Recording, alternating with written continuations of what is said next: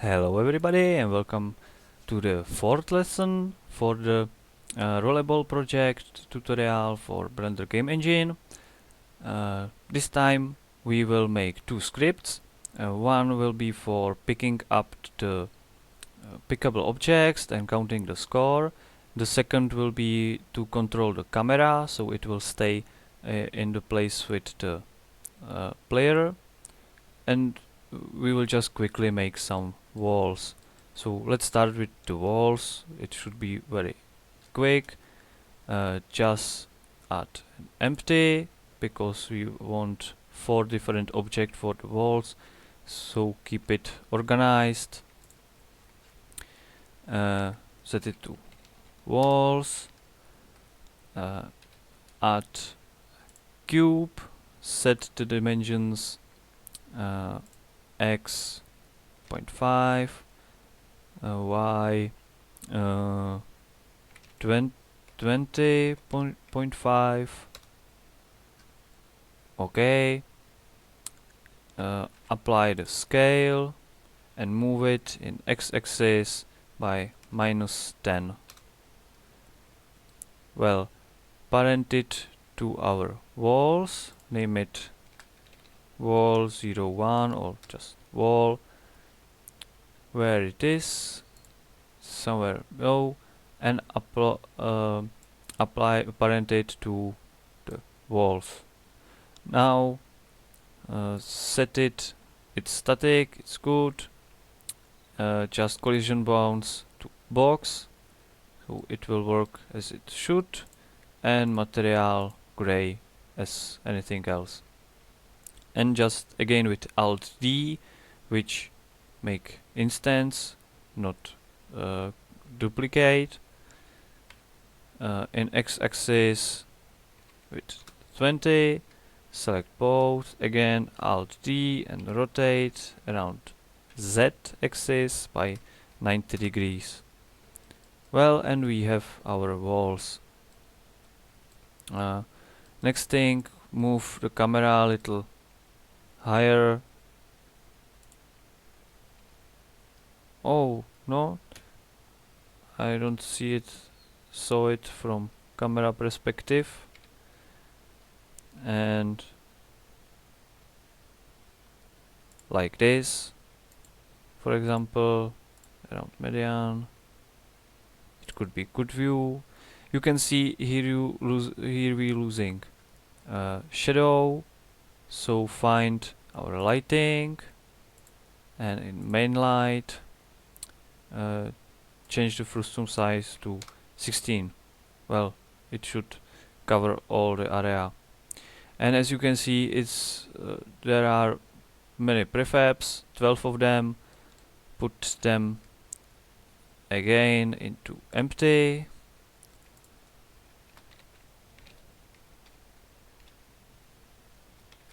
Pick up objects and select all the prefabs.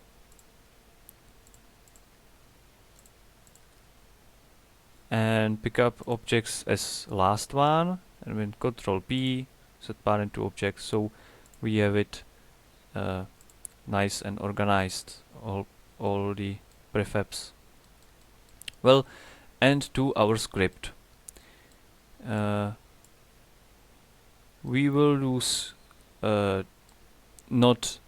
use same script as previous for player script, but different function. So we will add another controller. It will be again Python, again module. It will be in same script. So player script, because it will be in our player, and the function will be collect, for example. And this collect function will not run every frame because it's not necessary. We want this function to run only when we collide with our prefab. So we add sensor, not always, but collision, and with true triggering, so the collision itself will run every frame. And this will work fine, but we can distinguish our prefab because we did property for it. I don't remember the property, the name, but I can look. This prefab has property collectible. So I will control C this property. I need just the name. I don't need anything else. And I put the name in this property value. And now the collision will trigger itself only if the object that I am colliding with will have this property. It really doesn't matter what value the property has. It matters only the name and that it exists. So every time I collide with anything that has collectible on it, the property, it will run my collect function. So I will write the function. So here I am in prefab script, so I will go to player script. You can see this is what we already have written, and I will just define, how did I name it? You can see my remembering skills are very bad. Collect. Okay. And do we want to find our player? No, we don't need to find our player because we are in the same script and we already found the player. The player is owner of this controller, but this is only inside this function. The player as variable don't exist anywhere outside of this function, and we don't want to find the player again. We know who is, what it is, what object it is. So we want just somehow send this player to all the script, and we will use it. We will make it very easy just by set global. So the variable will global and our player. So we set global variable player. So this player works now in whole script as one thing, and we set the thing to our controller owner. It's not this controller. You can see this controller is controller of player movement, which is this one above, not this one below. These are two different controllers, so be aware of it. So we have already our player, we don't have to make it again, but we have to address this collision sensor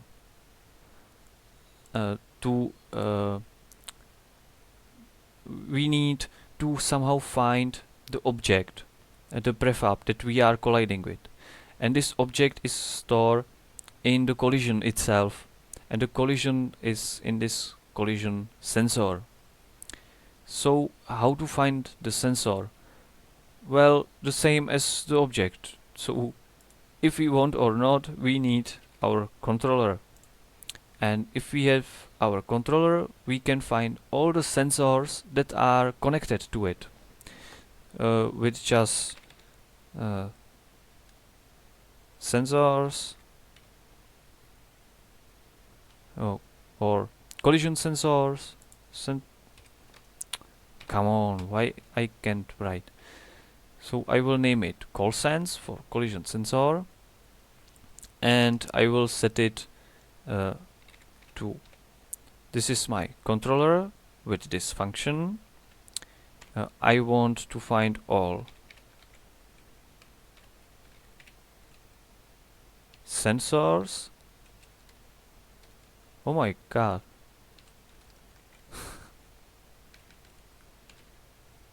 Control sensors and find it by name.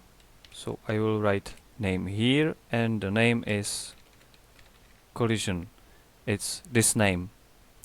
So Now I have my controller, I have all his sensors, and I want the one which is named collision.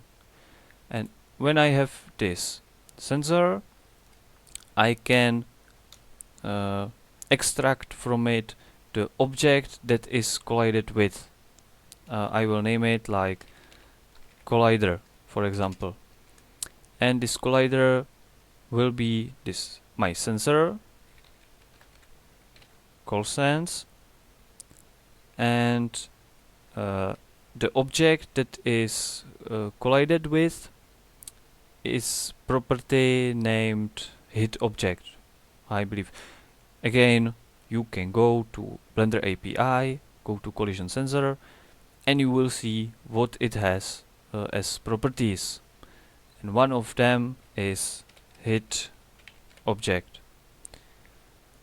So I have my hit object. So the hit object is the one that I collided and simultaneously triggered the controller. So it's not any object that I can collide, it's the object that has the collectible property on it. So it's my prefab. Okay, so I want somehow count the score. So in first frame I am pretty sure that there isn't any score property in my player, so I will create it. So if the score is not in player, I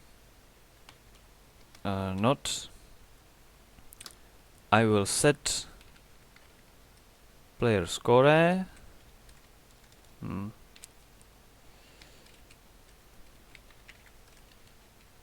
to 0.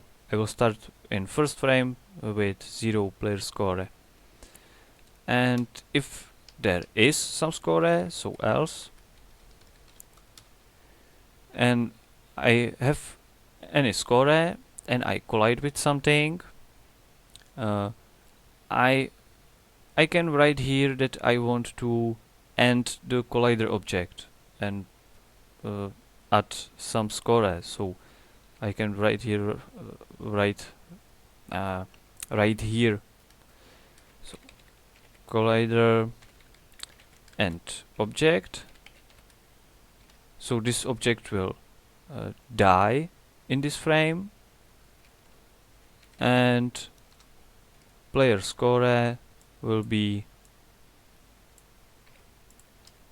we will just +1, so we will add 1 to our score. Well, but it can happen that this script will be triggered and no hit object will be found.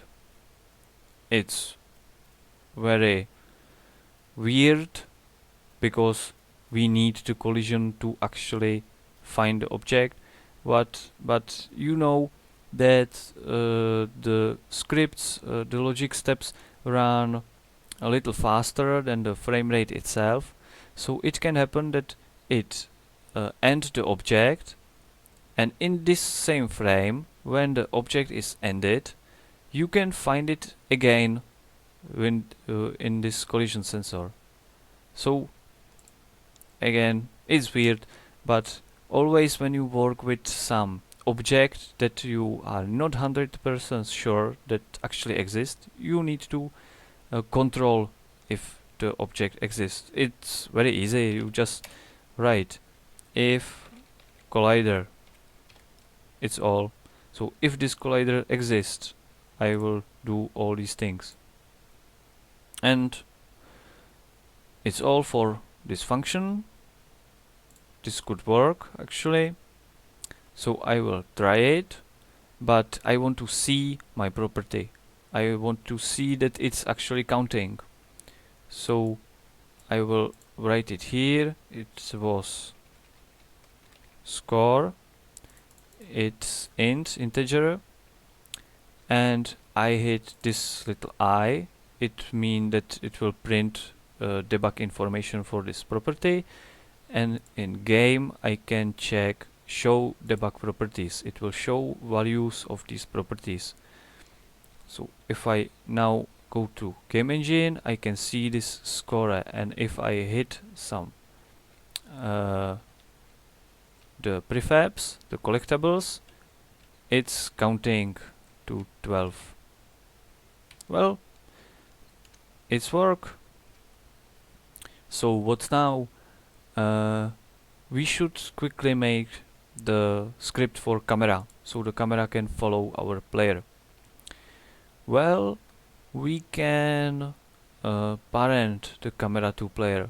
So just select camera, select the player, and Control P, object, start the game, and this is not what you want, because the player actually rotates. Well, it's cool effect, but definitely not what you want, so Alt P, clear parent. We want to drive it with script. So we don't need any properties for camera. We will run it every frame, and we will run Python for it. And I should probably write, well, I have to remember to set it to triggering for every frame. I should probably write again new script just for the camera, but as you know, we have the player object as global variable in our player script, so why don't use it? Why try to use another script? Well, just for learning purposes, let's try to address this player from another script. And I probably shouldn't do this because I didn't try it before I start the recording, so bear with me. It will be camera script and cam control, whatever. So I need this script. I will add it, my camera script, Control C, Control V dot py, and I will need of course import BGE, and I believe I will work with vectors. Yes, I will.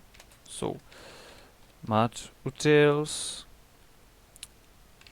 and define cam control. It's weird to write and read in the same time somehow. We will definitely need our camera, so control and camera will be controller owner. And now I will think that I don't really believe that it will work before we save somewhere our script, but if you have two scripts saved in the same directory, you actually can, if I take my player script, the name, Ctrl C,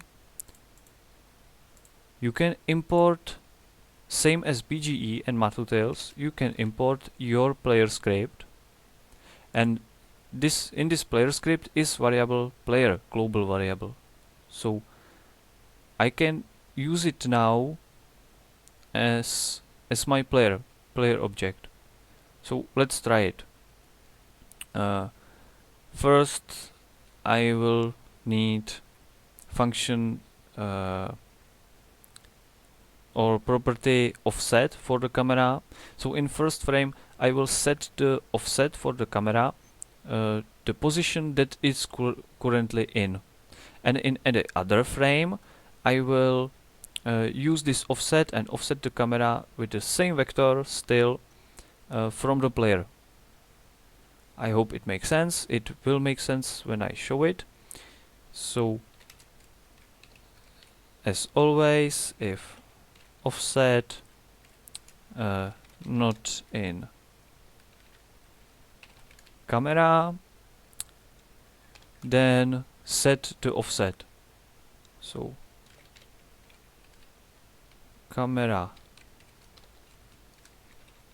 offset or any other property, but we just want break this if statement, so in any other frame it will go to directly to else. So this will be camera world position right now. So camera world position. The world position is something you can find in Blender API in objects. But if you set it like this, I find out some time ago that you can set as property literally anything.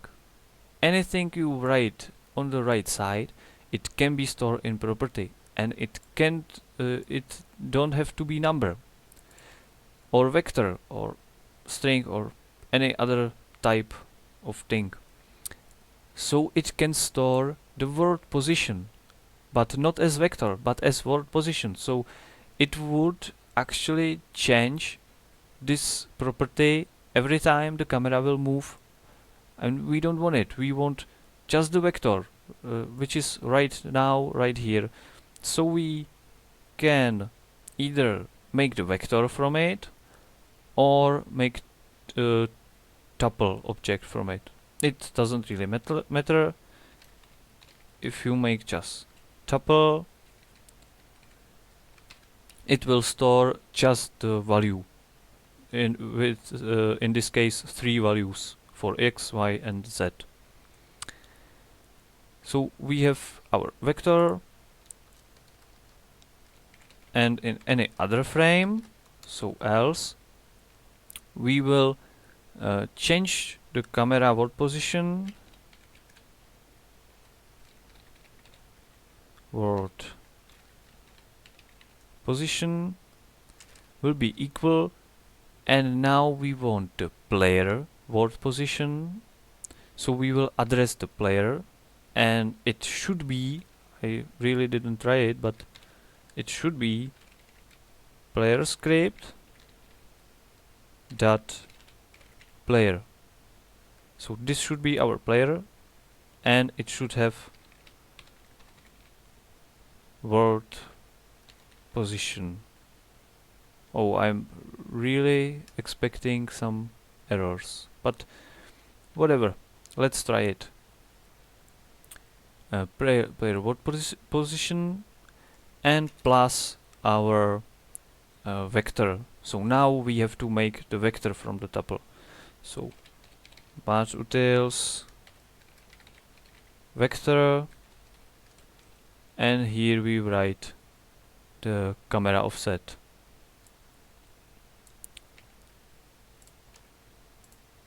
And this should work, or I hope this will work. So save it, run the game, and oh my god, it works. What about errors? No errors. Blender Game Engine start, Blender Game Engine finish.